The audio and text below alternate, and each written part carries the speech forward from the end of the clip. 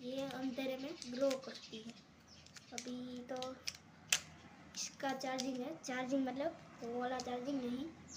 इसको धूप में रख देते हैं 1 घंटे के लिए, तब रात को अंधेरे में वो बहुत ग्रो करती है।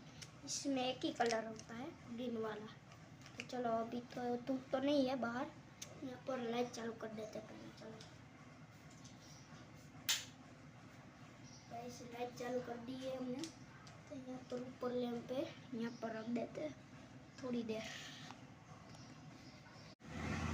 चलो गाइस, ये चार्ज हो चुके, हमने लैंप पे रखा था।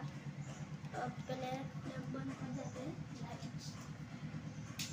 तो गाइस ये बंद तो कर दिए, अब रखे किस नाम को, वो ढूंढना पड़ेगा।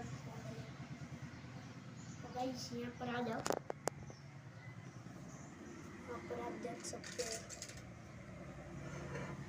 ये देखो गाइस, बात इतनी सारी ग्रो हो रही है लाइट्स।